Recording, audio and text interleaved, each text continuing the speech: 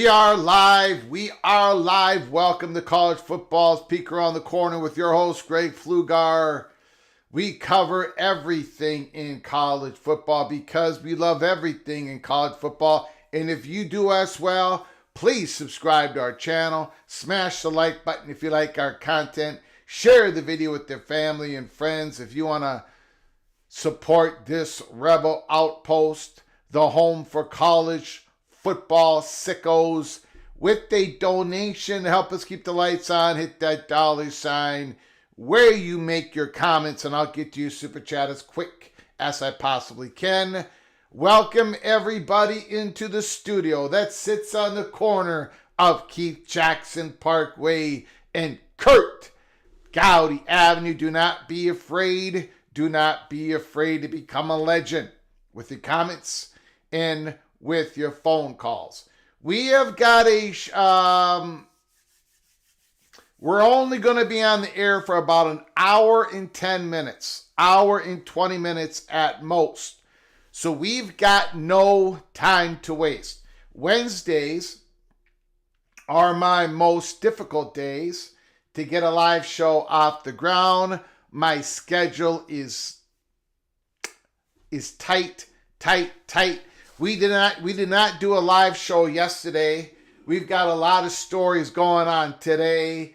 But we did do 2 live shows on Monday.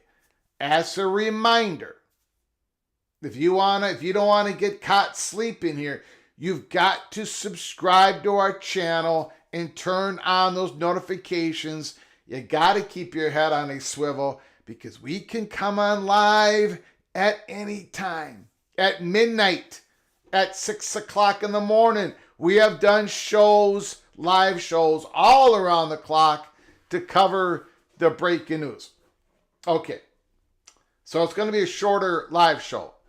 Number 2, I got some Oklahoma fans mad at me last night, and they've let me know in my DMs. Number 1, the Thunder crushed the Timberwolves. True. Number 2, the Thunder deserved to crush the Timberwolves. Number 3, the Oklahoma City Thunder are a dominant team. Number 4, they've got a dominant defense. I could go on and on and on and on and on. And no, they did not win because of the refs. They did not win because of the flopping. I didn't say any of those comments. What I did say is, holy crap, is that terrible to watch. It's like watching Jalen Brunson times 5. I can't watch that. I'm a Timberwolves fan, and I turned the game off. Now, the Timberwolves were getting crushed, but am I interested in watching game 2? No. And I'm not blaming SGA. Well, maybe a little bit. But they got to clean that up. I mean, they have got to clean that up. That is embarrassing. Now, as a basketball player, you are going to continue to do what you do until the refs stop you. You're trying to win the game. You're trying to win the game. And SGA was MVP, named MVP, well deserved. I'm talking to the NBA. I'm not talking so much to the Thunder. But that was flopping on a level that was, and the refs almost fell for it every single time. And it isn't just the play. It's all the other plays where you are afraid to get even close to the guy because he's going to throw his body into you and then he's going to fake like you hit him. It's all those other plays that you can't play defense. I am 57 years old, and I've been saying this for 25 years. Take me back to Jordan. Take me back to the Pistons. Take me back there. NBA product, the three-point line, almost everything about it is terrible. Now, the ratings were terrible last night, and of course, in large due because of the markets. Oklahoma City has a small market. Minnesota has a pretty big market, but when you don't have the coastals, when you don't have California, when you have a Western Conference finals game that doesn't have Texas or California in it, a team in Texas or California, your ratings are going to plummet. I got to tell you, I can't watch that. Maybe you guys can. Maybe you guys think that is basketball. Not where I grew up and not in my era. But we're not in my era. We are in your guys' era, so I hope you enjoy that type of basketball. Holy smokes. Ryan Thomas. No USC, Notre Dame for college football is like PATC without Greg. Thank you, Ryan Thomas. I appreciate it. Appreciate the super chat so very much. Yeah, we're going to get into it. We are going to get into it. John Wilner put out a great article. We are going to hit that. We're not going to do a roll call. We're not going to do a roll call because we just don't have that much time. We just don't have that much time. Again, affiliation agreement. We called it the membership agreement on the last show, but they did offer 2 names, and it looks like Ross Dellinger, they're going with the affiliation agreement. So we'll call it the affiliation agreement. Ross Dellinger, the affiliation agreement will be on the agenda at the Big Ten, SEC, Big 12 meetings later this month. The Big Ten meetings are this week. The agreement is tethered to a new P4-led college sports commission, which assumes rev share enforcement. Okay, so the affiliation agreement, it was not on the agenda. It was not on the ACC agenda because the ACC presidents were not at the spring meetings. But they will meet later this month, and it will be on their agenda. So ACC is not part of this post, but it's on everyone's agenda. There is no conspiracy. It's on everyone's agenda. Now, again, we're all just waiting here for the Judge Wilkins to arrive. All rise, Judge Wilkins, to give us the official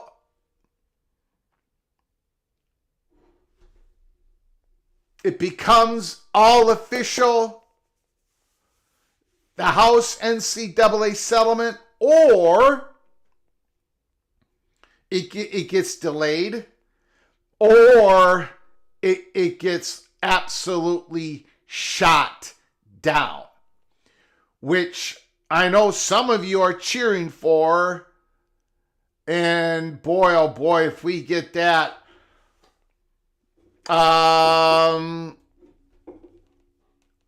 we're in a lot of trouble. We're in a lot of trouble. That's all we are going to be in a lot of trouble. Now, we're going to be in a lot of trouble even if it becomes official. But if it doesn't become official, we are in a lot of trouble. When Judge Wilkins makes the decision and it becomes whatever it is, we are going to be doing a big old live show. So this could happen later this evening. I hope it doesn't, because I'm going to have trouble covering it. Or it could happen Thursday. It could happen Friday. Whoa, what is that? Let me get rid of that line. Holy smokes. UNC, Mac Brown. Mac Brown is saying in the interview UNC has lowered the academic standards since hiring Bill Belichick. This isn't completely unheard of when a school hires a new coach, but in this case, it's notable. Now, I haven't seen any pushback on this, so I'm guessing it probably is true. There's been absolutely no pushback on this when this information coming from Mac Brown, the former coach of North Carolina, of course, the national champion with Texas. If this is true, okay, North Carolina, they're trying to compete at a higher level. And I gotta say, other schools have done this from time to time. They have tweaked their academic standards. Notre Dame just did this to try to get to be able to at least get a transfer or two out of the portal. This has happened from time to time. I gotta say though, every conference has a benchmark, a guideline about academic standards. So you only can tweak it so much. And in some conferences, you can tweak it a little bit more than others. So I can tell you the Big Ten, the get into the school and all that stuff, and to be able to qualify as a transfer, I don't know. It's a little bit more difficult than, let's say, a Southeastern Conference guidelines. So is this another hint that North Carolina is possibly looking at this SEC in a few years from now? Maybe, possibly. I would not really take this into consideration, though. We've got other reasons why we think that's the case. But anyways, yes, this does happen from time to time. Badgers, Notre Dame, shifted to Sunday, September 6th. The Wisconsin will take on the Fighting Irish at Lambeau Field. Madison, Wisconsin. Wisconsin's football meeting with Notre Dame, originally scheduled for Saturday, September 5th, has been shifted to Sunday. Sunday, September 6th, 2026, is announced by the schools on Wednesday today. As part of the 26th Labor Day weekend slate of college football action, the matchup will take place before the start of the NFL season. The game is scheduled to be televised live by NBC. The matchup, originally scheduled for October 3rd, 2020, was rescheduled for 2026 after the COVID-19 pandemic impacted the 2020 football season. Wisconsin took on Notre Dame at Soldier Field in Chicago in 2021 as part of the Shamrock Series, the neutral site non-conference series between the two programs.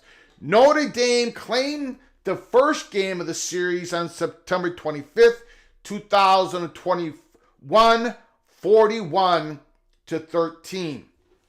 Wisconsin last played at Lambeau Field in 2016 and scored a 16-14 win over number 5 LSU. After the upset victory in the season opener, Wisconsin went on to secure a trip to the 2016 Big Ten Championship game, won the Cotton Bowl, and finished with an 11-3 overall record.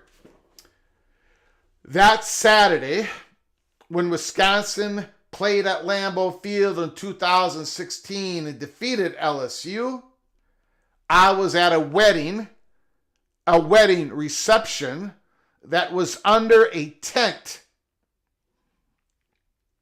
This was my uncle Norm Hoffman, who just passed away a little bit ago, who was a big college booster, North Dakota. I covered Norm Hoffman, his whole story. He had the wedding, the reception, underneath this big, massive tent that was used the previous weekend or 2 weekends or 3 weekends ago, whenever it was, for one of Trump's children. I think the daughter, when she married whoever it was, somebody in Donald Trump had that tent previous to Norm Hoffman. They rented this gigantic tent that was about the size of a football field. I got to tell you, I don't remember much of the evening. The wife and I had a little bit of too much of the pink champagne.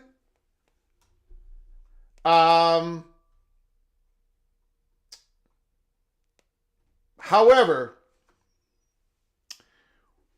there was a pasta that was given to us. I mean, it was like a 9-course meal. Literally, like a 9-course meal. The pasta was unbelievable. I finished my pasta. Of course, they give it to you in these little cups. These elitists, they don't know how to eat. They give you a little bit of food here, a little bit of food there. It's ridiculous. Just give me a big plate of pasta and leave everything else off to the side. I don't need to eat this walnut cranberry salad with some sort of exotic liquid that comes out of flour on the heels of the whatever. Give me the big plate of pasta and I'm good. The fat guy from Minnesota is good to go. Anyways, during all this, I kept yelling out, what is the update for Wisconsin and LSU? What is the update for Wisconsin and LSU? Of course, I was rooting against the evil Badgers. And of course, Greg the Cooler, the Badgers win. They beat LSU 16-14. Okay, what else is going on here? Illinois. The Fighting Illini has sold its entire allotment of public season tickets, more than 34,000 for the first time in at least 20 years. Woo! The Fighting Illini, the fan base, they can smell it. They finally have arrived once again. The Fighting Illini, they got a shot. They got a shot to get to the college football playoffs. Holy smokes. And then we're going to have to cover here. We're going to have to cover this story.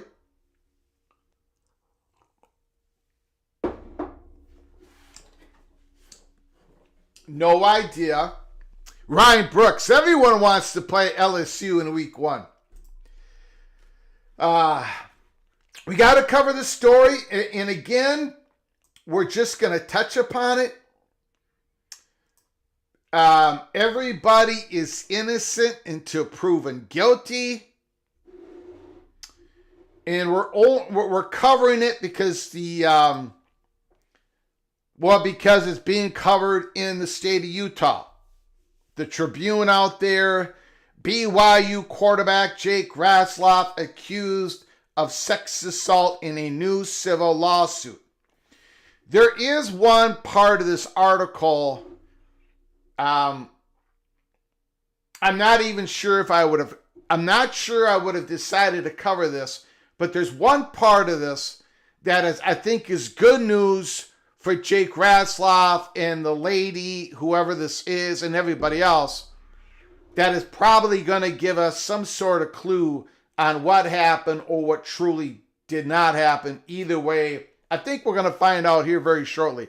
A Salt Lake County woman has accused Brigham Young University quarterback Jake Rasloff of sexually assaulting her at his home, according to a civil lawsuit filed Wednesday that said she has also reported it to the police. The woman, identified in a 3rd District Court filing as Jane Doe, alleges in the lawsuit that Rasloff assaulted her in November of 23 after they had connected on social media and began messaging a month earlier. She is suing Rasloff in civil court for alleged battery, assault, and intentional infliction of emotional distress and is asking for punitive damages from him.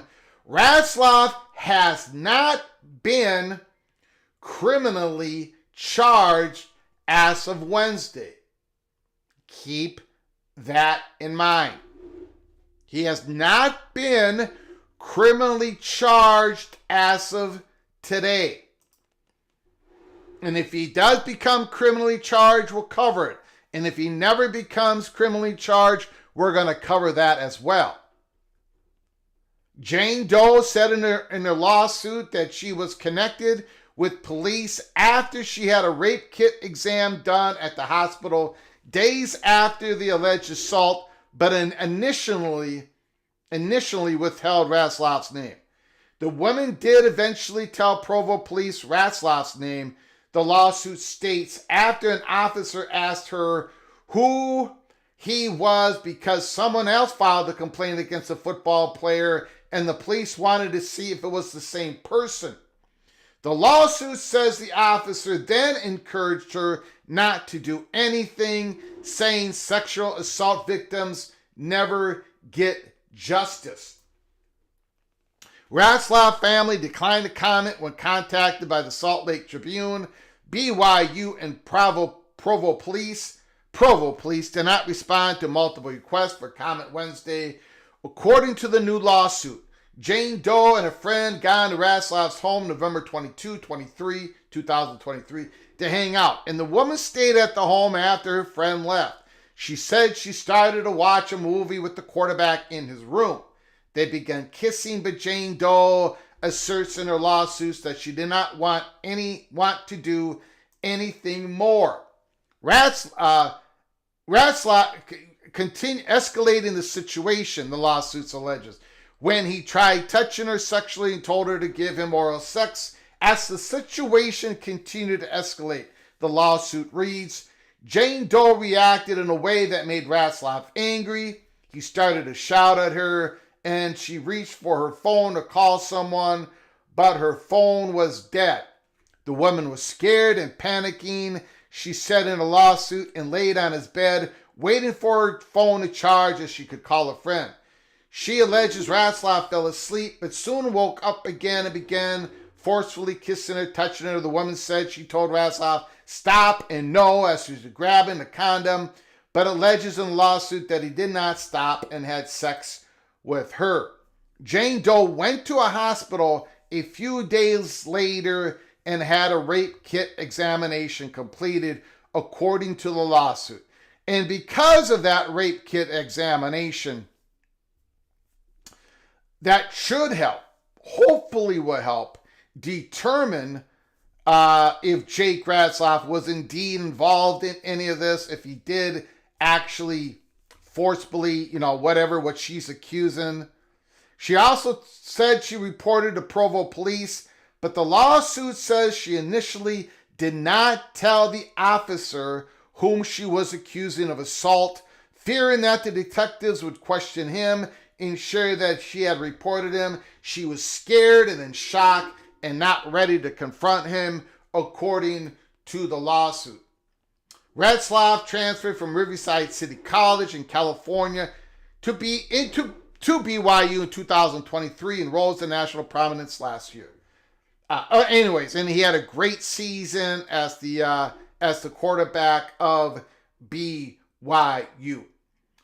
Again, at least here in Peek Around the Corner, everybody in the chat room, including myself, including Jack Ratzlaff, is innocent until proven guilty.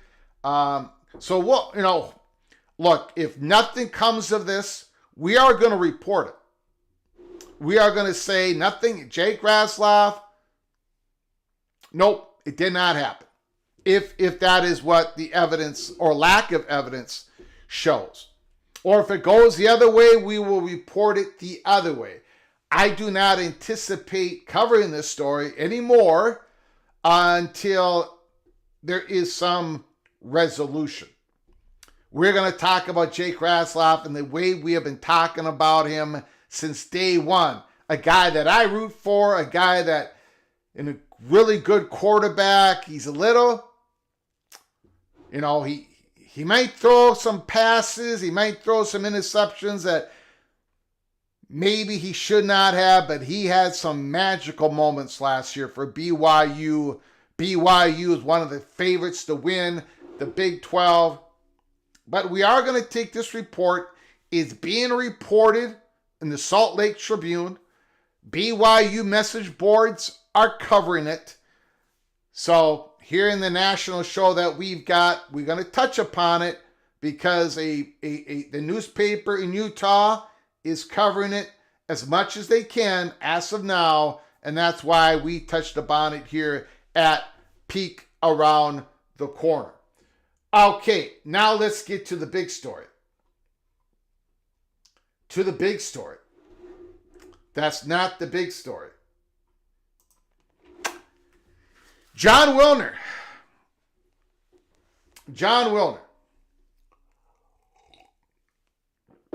The college football playoff selection process,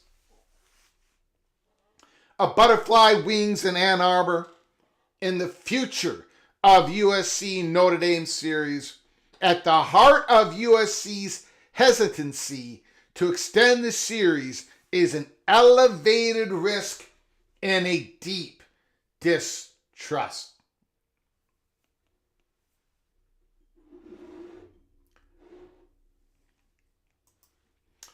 One of the greatest rivalries in college sports is back in the news. USC and Notre Dame series, 95 games old and stocked with legends, is facing an existential crisis. 3 months ago, we here at Peek Around the Corner did a membership-only episode on this exact situation, and we gave you the peek around the corner saying that USC was thinking about canceling this series as an annual, like an every year type of game. USC was thinking about dumping it, seriously dumping it, because of all the issues that John Wilner lays out here in a great article that was written, published today. The schools are scheduled to meet this season in South Bend. Beyond that, it's muddled. USC's website lists the home date with the Irish in 26, but Notre Dame reportedly prefers a longer-term deal, a step the Trojans aren't willing to take just yet. Complex issues at the heart of the impasse, for this is about much more than two teams in one glorious series. It's about the future of non-conference scheduling across the Power Four, distrust of the college football playoff selection committee process, the unfortunate but essential role of automatic bids to the CFP, and naturally, the growing love affair of the Big Ten and the SEC, the hegemony. It's also about a butterfly flapping its wings in Ann Arbor 15 months ago, and the chain reaction from coast to coast and perhaps across the years, but we'll get to that component momentarily. Let's start with the news, which is best understood with 10 months of context. USC coach Lincoln Riley was the first to address the potential end of the Notre Dame series, telling reporters at the Big Ten Football Media Days last July, there's been a lot of teams that sacrifice rivalry games. Instantly, warning lights began to flash. A week later, USC Athletic Director Jen Cohen appeared to walk back Riley's comments, but not all the way. Things are changing, Cohen told ESPN, but tradition is part of doing what's best too. So we're going to do our best to honor that and evolve in this space. Cohen returned to the issue February during an interview with the Athletic. In an ideal world, we're going to keep playing each other. With that being said, the landscape has changed dramatically. We're now playing in a conference where we fly back and forth across the country every other week in the CFP expansion, and how you get access to the CFP and how things are seeded and selected. Those to me are important unanswered questions. The subject disappeared from public view until this week, when Sports Illustrated reported the Trojans have offered a 1-year extension to host the Fighting Irish in 26, but are wary of signing a long-term deal because of the uncertainty about the CFP selection process. What's more, the Trojans are interested in moving the game to the early portion of the season. PATC money shot number 1. USC is, they want this to be a week 1 game, and if you read the reasons why, it truly makes sense. I do understand where University of Southern California is coming from. Back to the article. A change that makes loads of sense from USC perspective. I just got done saying that. It does make sense. Continuing the series with the existing logistics means, number 1, in odd years, the Trojans visit South Bend in the middle of October during the meat of the Big Ten season and an accompanying cross-country travel. And number 2, in even years, the Trojans finish the season against the Irish in the Coliseum immediately after the Big Ten gauntlet. Woo! Granted, the dilemma is rooted in USC's decision to join the Big Ten in the first place. And that's re-reported on this YouTube channel when we first opened it up, but we truly reported it on Twitter back on June 30th when all this thing broke open, and when we've been saying it was all going to break open since March 31st of 2022. What's not in this article, but what is absolutely factual, USC, Mike Bohn and the president, they recruited Notre Dame aggressively. They said, we're going in. You guys should come on in. Look what all we got. Look what you can get, Notre Dame. Come on in. Come on. It was one of the reasons why the Notre Dame is in the Big Ten contract. USC wanted Notre Dame to join them. Notre Dame said no. So at this time. So keep that in mind when USC and Notre Dame are negotiating all this stuff. Notre Dame has not only told the Big Ten no, but they told USC no. So keep that in mind. Anyways. But that's irrelevant to Cohen and Riley, who are focused on what serves the football program best in the existing competitive environment. As much as fans might want to believe otherwise, nobody is sitting around for Heritage Hall saying, we must carry this additional burden regardless of the competitive cost because of a decision made 3 years ago that was in the best interest of USC. USC doesn't. Their world has completely changed. During the Big Ten, they're playing 9 conference games. It ain't easy. I know a lot of you are sitting there saying how the Big Ten stinks. There's only a couple good Big Ten teams in the conference. I beg to differ. It's a different landscape for USC. They got to change the roster. They got to get bigger. They got to get better. It's a different gauntlet. And then, as the article hits, and of course all that travel, and then you get to the point where USC might be having to play an SEC team. That is going to be dramatically different. Playing the Irish in the middle of the conference schedule, odd years, and at the conclusion of an exhausting season on even years, creates an obstacle that no other team in the Big Ten faces. All other marquee non-conference games, Michigan, Texas, the Buckeyes, and the Sooners, are played early September. An additional complication that USC must weigh, the Big Ten and the SEC are discussing an in-season series that would generate untapped media revenue. Unless the Trojans receive an exemption from that series, they would play 9 conference games plus Notre Dame and whichever SEC opponent they happen to draw in a given year. Add it up, USC's risk level would increase, which explains the hesitancy to extend the series with Notre Dame until the CFP access question is resolved.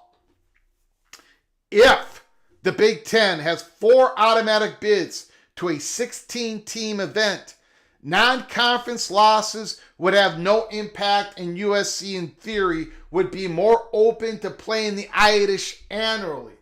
Those automatic bids, the SEC would receive 4 as well, are unseemly in concept, but necessary in reality for the sport's most powerful conferences. Why? Because they don't trust the CFP selection committee, especially when it comes to giving proper weight to a schedule strength. Automatic bids would provide a layer of protection for the blue bloods from the whims of a committee that uses an unscrupulous process, a committee that faces little accountability, changes a portion of its membership each year, and gets boxed in by the weekly rankings. Is contractually obligated to provide ESPN. How did we get here? In our view, the butterfly effect began in the winter of 2024, when Michigan declined to recruit a quarterback from the transfer portal and instead leaned into a collection of unproven, marginally talented options. That led to a mediocre season in which the Wolverines had 4 losses by the time November 5th the CFP Selection Committee released its initial rankings. Not once over the course of the 5 weeks did Michigan crack the top 25, much less moving to a range of an at-large bid. And that piece is crucial to understanding the chessboard. Because Michigan's irrelevance allowed athletic director Ward Manuel, who happened to be the chair of the selection committee, to participate in all discussions. Ward Manuel, there was no need for Manuel to recuse himself, even when the focus turned to Michigan's peers in the Big Ten. According to the committee's policy, athletic directors are only recused when their employer is discussed. Manuel was in the room when the other Big Ten teams were evaluated and voted on. If you aren't familiar with the Hotline's view of the CFP NCAA Tournament Selection Committee, know this. We believe the chair has an immense influence through words, actions, and mere presence. Now let's play the Hotline's theory out to its logical conclusion. Manuel's presence in the room when the Big Ten teams were discussed and served to benefit one in particular, the Indiana Hoosiers. Woo! John Wilner, man, he has gone way back in his conspiratorial mind. I think Indiana would have been selected no matter who was the chair. That is my opinion. I want to hear your opinion in the chat room. Let me know. Despite playing an atrocious non-conference schedule and losing decisively to the only ranked team they faced, the Hoosiers were consistently in the top 10. Ultimately, they received an at-large bid while a collection of 3 lost SEC teams, Alabama, South Carolina, and Ole Miss, which beat ranked opponents and played vastly tougher schedules, were left out. They also crapped the bed. Against teams that Indiana did not crap the bed in. But going back to the article, yes, the SEC contingent had bad losses. The point here is not to argue in favor of the SEC, but rather to speculate on the reaction within the conference to Indiana's ranking. Penn State also seemed to receive the higher ranking than warranted by its scheduled strength. In our view, SEC Commissioner Greg Sankey and his athletic directors and coaches were much more frustrated than their public comments since that point had indicated. As a result, distrust of the committee soared. It soared and it spread. Yes, the Big Ten benefited in 24, but that means nothing moving forward. And it certainly means nothing in a world where the Big Ten and the SEC teams participate in an annual series that increases the likelihood of a 3rd loss or a 4th loss. Hence the ongoing push by Sankey and Petiti for automatic bids. For an instance that the CFP selection process included protections against the committee's whims. And finally, in the article, we might never know about the validity of the theory laid out above, but there's no debating the current state of play. Without automatic qualifiers, the non-conference showdowns at the heart of college football's history and popularity, and there are none better than USC and Notre Dame, could vanish over time. The negotiations playing out in Heritage Hall in South Bend offer a window into the issue at the heart of the CFP upheaval that leaves such a deep distaste and endangered pushback from the ACC, the Big 12, and the Group of Five leagues. The Big 10 and the SEC don't trust the committee. I do believe there is, and John Wilner touched upon it. Thank you, Expedition Greg. Thank you so much. Thank you so much for your generosity. Holy smokes. Whoever got a gift membership from Expedition Greg, please say thank you to his incredible generosity once again. Both of you are knighted, cloak and dagger. Thank you, Expedition Greg. Thank you, Mr. Buckeye. I do appreciate it so very much. Before we get to your phone calls, a couple things I want to say here. Number one,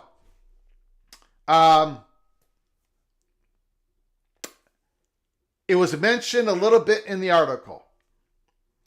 Yes, having automatic bids, the SEC and the Big Ten having 4,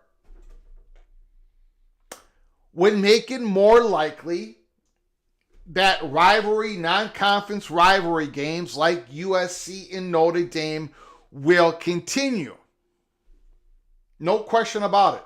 Automatic bids, non-conference losses meaning less. They would mean something to those at-large bids, your seedings, if you won or lost those games. So they're still important, but they're not as important as your conference games. They're not going to knock you out of the playoffs. If you lose your non-conference games, you are not knocked out of the playoffs if you reside in an autonomy for a conference with multiple automatic bids based upon conference records and if you win your playing game. Having said all of that, even if the Big Ten does get 4 automatic bids or 3 automatic bids, whatever the number is, USC still has to weigh their decision. I mean, again, you've joined the Big Ten, you've got 9 conference games, you're traveling around the country, none of that is changing. You possibly are going to be involved in a Big Ten SEC non-conference game series 2 times every 3 years, 3 times every 4 years. Maybe every year. I don't think it's going to be like that, but you're going to be playing SEC non-conference games a lot in the next decade if you USC. But there is, you still have to weigh this out, even if you get the automatic bids, because you play Notre Dame in the middle of October, right in where you're playing in the beast of those conference games in the Big Ten.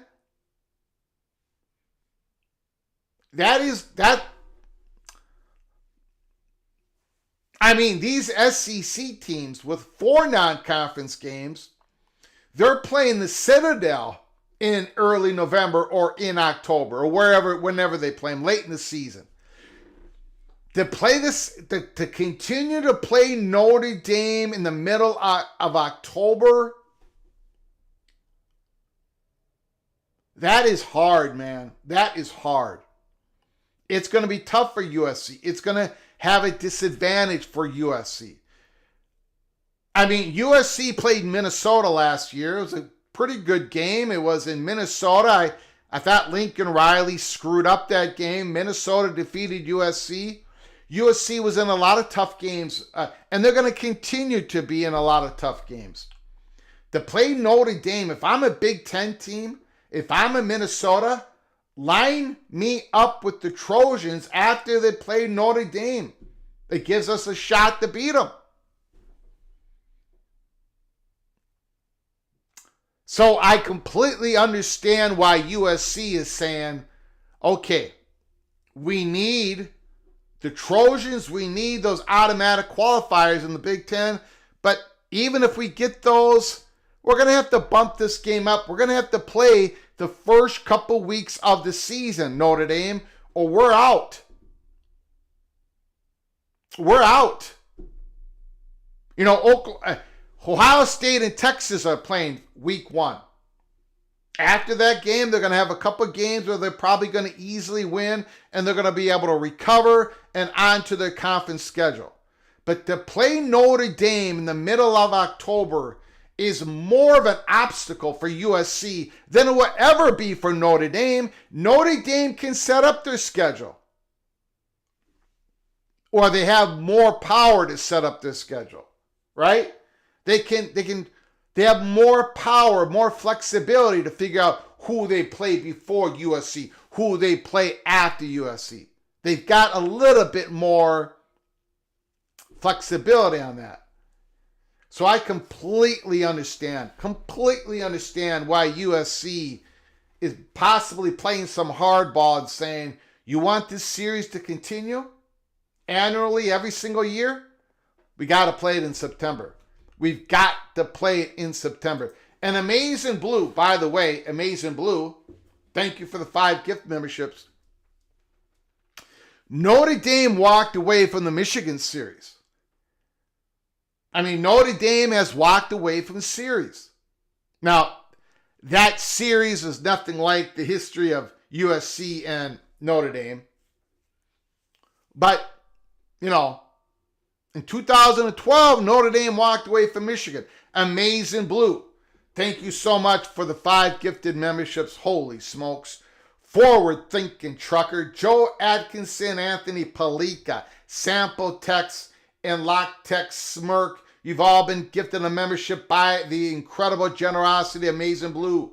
When you get an opportunity, please say thank you to Amazing Blue for his incredible generosity.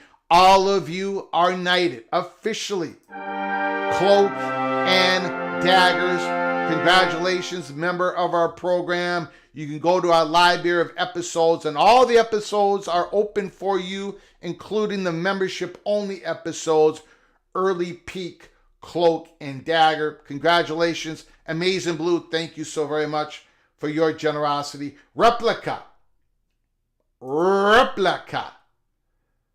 If USC drops Notre Dame rivalry, they should be stripped of their blue blood status. I don't care how tough this schedule is. USC is running from the grind. Pathetic. Oh my God. Oh my God. Replica Longhorn comes off the top rope and drops a Macho Man Randy Savage elbow right on the heart of Lincoln Riley and USC. Thank you for becoming an Early Peak Cloak and Dagger member for 14 months. Holy smokes. 14 months. 14 months Mr. Longhorn has been a member of this Rebel Outpost. Thank you so much, sir. You are officially, once again, for the 14th time, Cloak and Dagger. Thank you, Replica. Thank you so very much. Replica has called out the Trojans. He has called out the Trojans.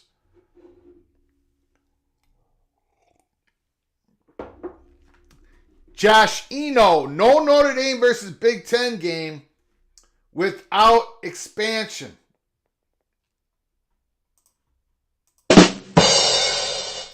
Okay, what else we got here? USC wanted to move the game to the beginning of the season, and Notre Dame declined. Now Notre Dame is acting like a victim. Elliot Howard, I don't want to hear it from Notre Dame fans. Okay, couple things.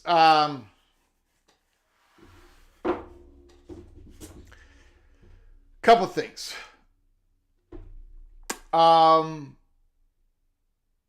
While, and again, I've said this a couple times here. Jose, USC, Leprechaun begging USC daily. Shameful.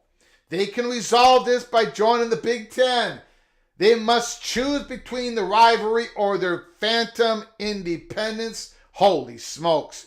Jose went off the other turnbuckle and did a Randy Macho Man savage elbow. Dropped it right on the heart of the Leprechaun. Holy smokes. Thank you so much. Oh my God. Oh my God. Jose, thank you so much for becoming a member for how many months? How many months is that? 18 months. That is a year and a half. My goodness, Jose, thank you so much. You are knighted officially, cloak and dagger. So I want to say this again.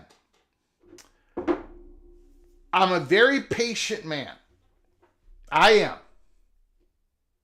am. I'm a very patient man. This is a national college football YouTube channel.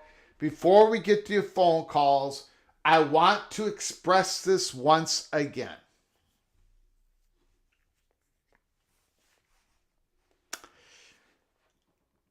How do I start?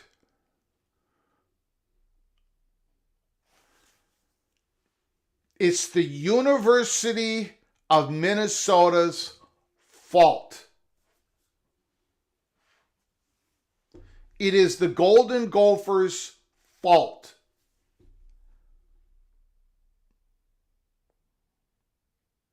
It is D5 Terps, Maryland's fault. It is Iowa State's fault.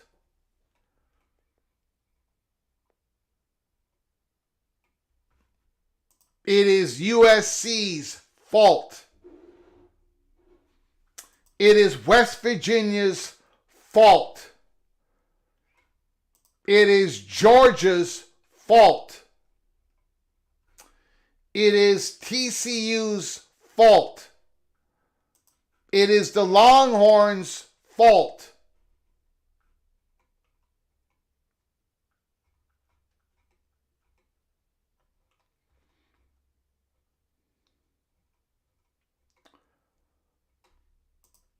It is Oklahoma State's fault.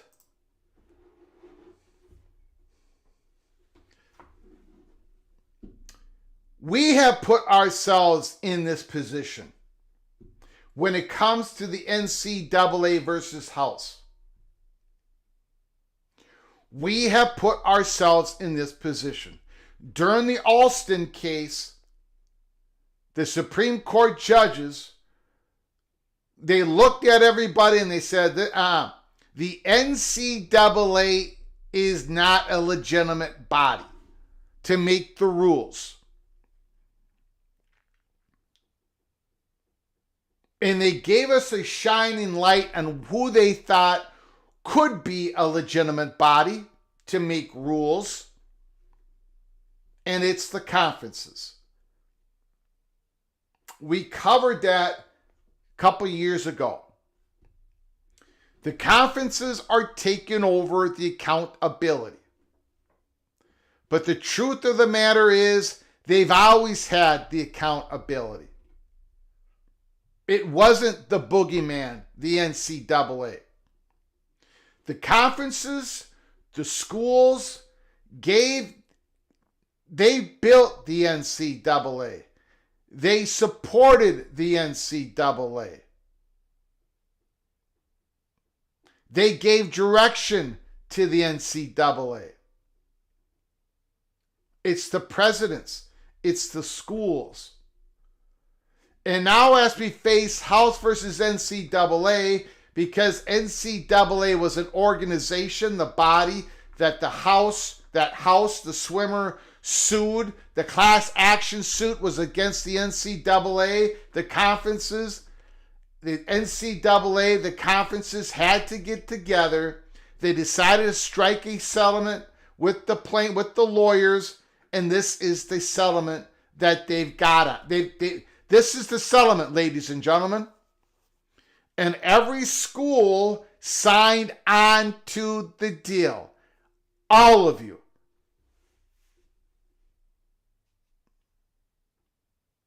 All of the Autonomy 4 schools. You agreed with the rev share. You agreed with the Deloitte clearinghouse.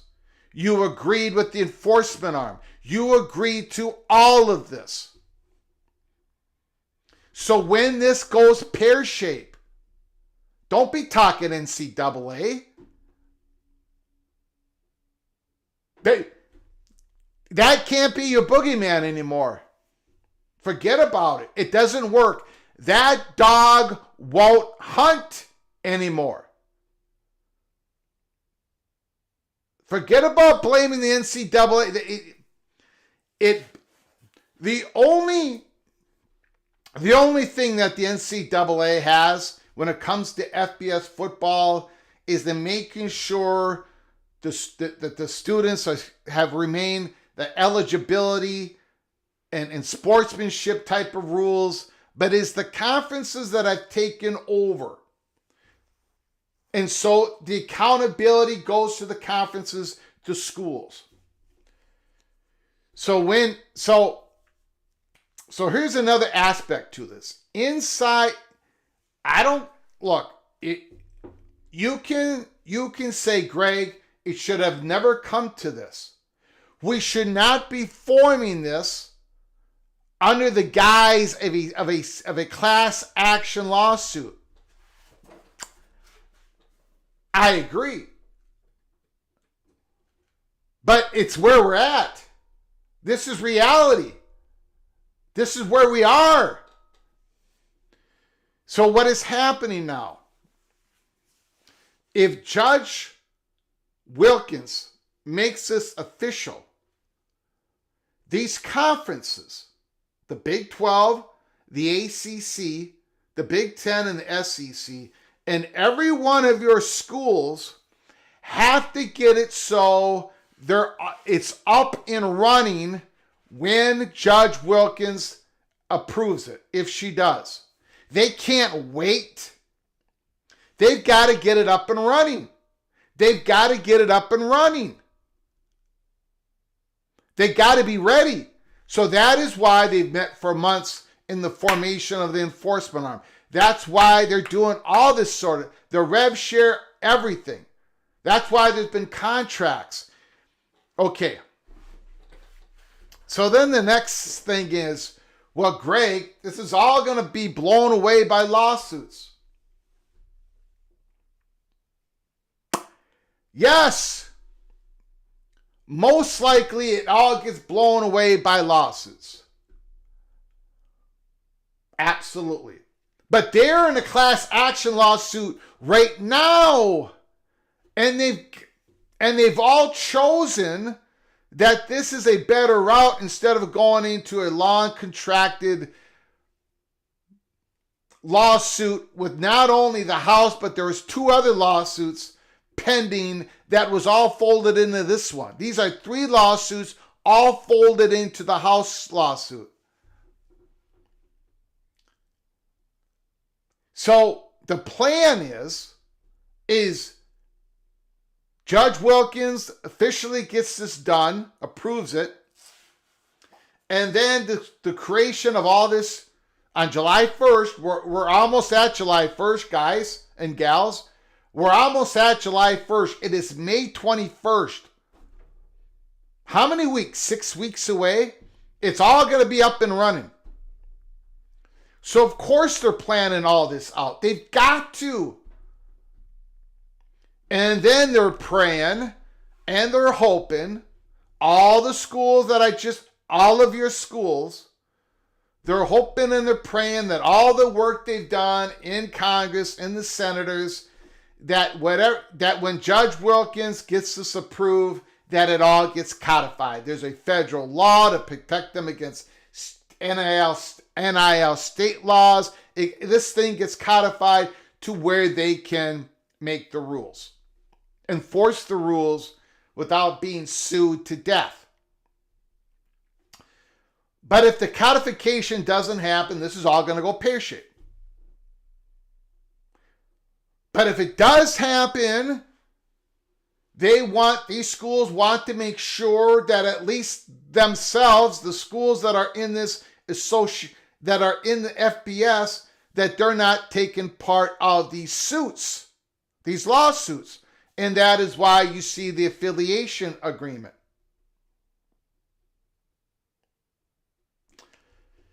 There are two ways that this thing could go all pear-shaped.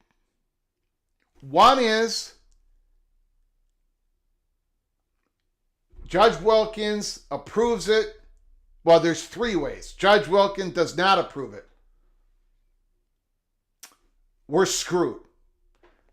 The second way is Judge Wilkins approves it, but it doesn't get codified. We're screwed. The third way is Wilkins approves it, regardless if it gets codified or not. The schools and the conferences do not play ball with the final settlement. In other words, they don't do the rev share. They don't do the enforcement. They don't do these things that the House lawyers are going to be looking over everyone's shoulder and making sure they're doing this for the next 10 years, or they can rip up the agreement and take them back to court. There are so many ways that this thing could go all pear-shaped. But they've got to work towards that one miracle shot where Wilkins approves it, it gets codified, and they have everything set up. Regardless, whatever you feel about any of this, the NCAA is no longer, you cannot use the NCAA as the boogeyman. Charlie Baker, when it comes to football, is not calling the shots. So that dog never hunted, Greg. The NCAA is only reflection of its members, not some independence thing. Absolutely. And I've been saying that for years. And I put up a whole bunch of my old tweets on this. Whole bunch of my old tweets talking about exactly what Rock and Rant just said.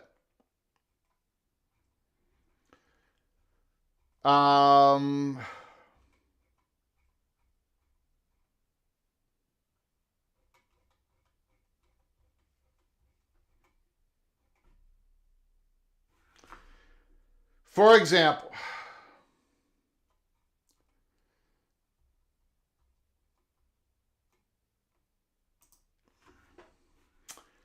November 20th, 2019, I was responding back to Zolgad. He's a sports reporter in Minnesota. The NCAA exists because the university presidents want them to exist. The rules and or policing or non-policing by the NCAA is again up to the university presidents. As we've been saying for years, the NCAA was created, supported, and directed by the presidents of these universities. But as we commented when Alston's decision was handed down by the Supreme Court, the NCAA has little to no legitimacy in the conferences needed to take direct ownership. On May 5th, 2022, I commented, either the NCAA enforces NIL rules or these college presidents and athletic directors will create another body to do the enforcement. And that's exactly what is happening right now. And then in March 8th, 2024, a little bit over a year ago, the NCAA is run by the presidents. NCAA doesn't have to give up control. Presidents just need to take control. It's in the hands of the presidents as it's always been.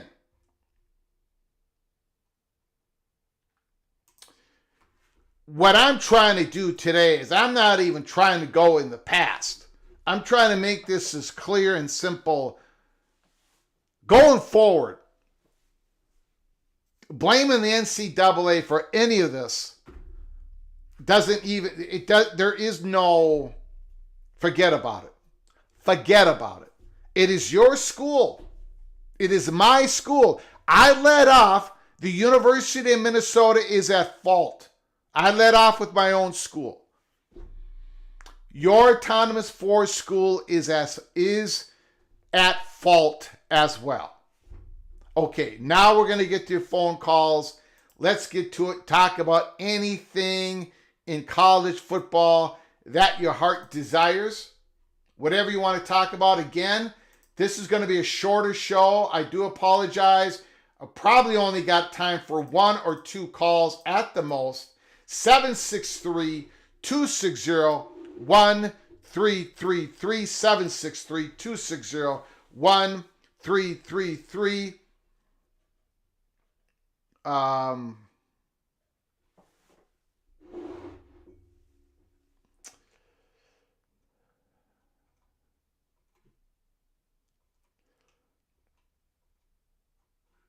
I vote for things going pear-shaped. Stephen Vitt. Call from Ryan Thomas. Ryan Thomas, the floor is yours. Thanks for calling, sir. Let it rip.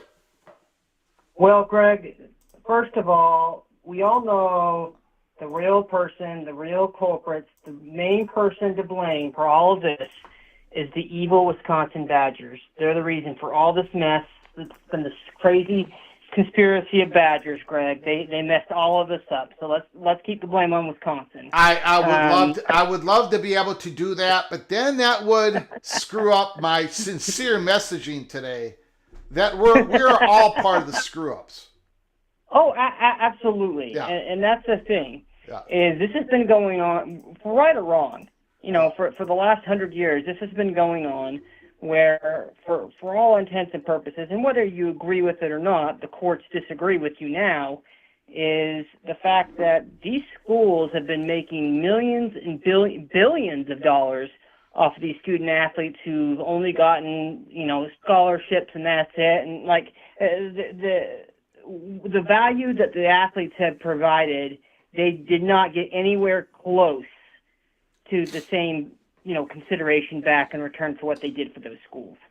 So, so in reality, I think the university presidents understand this, Greg. I think the conferences understand this.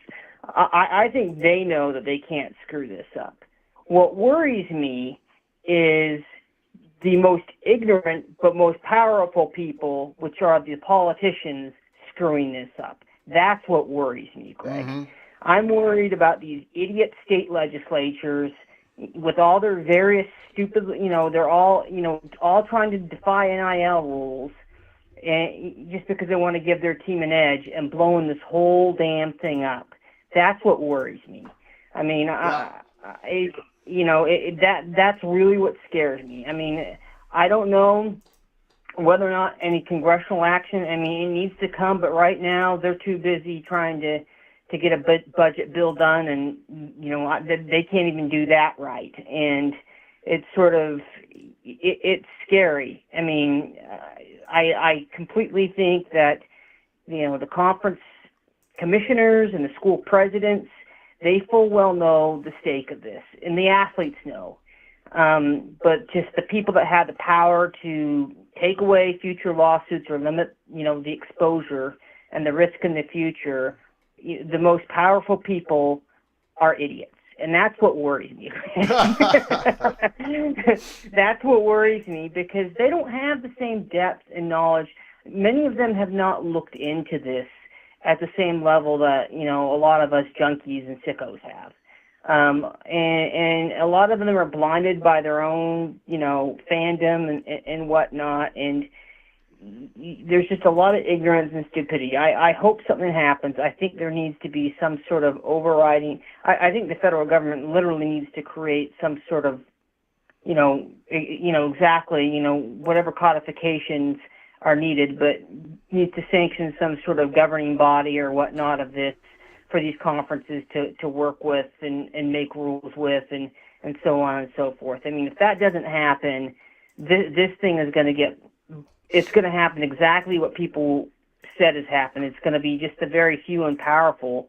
And you know what? It might even, because of this and because of the money resources involved and because of it becoming more and more like a professional league, you know, it has a risk of creating, whether we like it or not, to create that ugly super league that we don't want.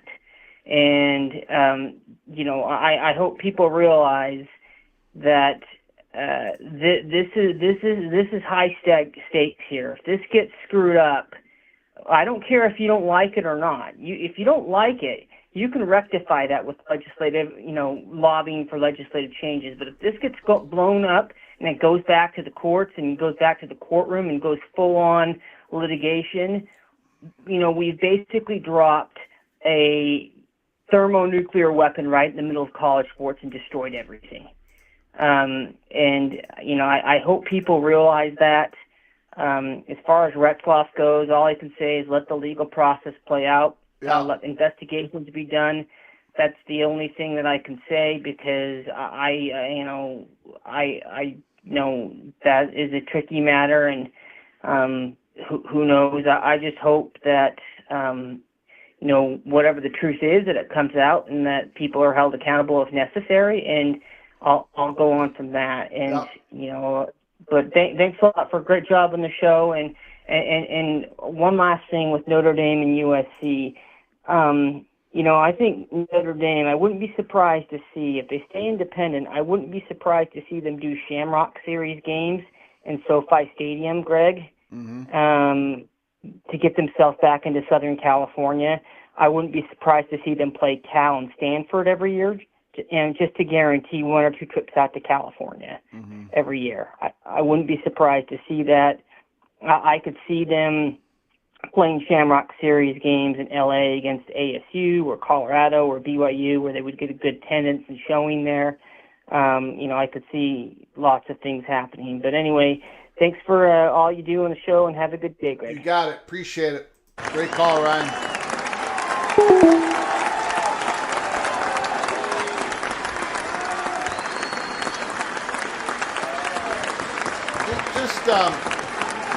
Just real quick here. Real quick. I just want to show you this. So Mitt Winter, lawyer, posts, the NCAA is getting out of the business of enforcing athlete compensation limits. It's handing the power over to the P4 via the new College Sports Commission.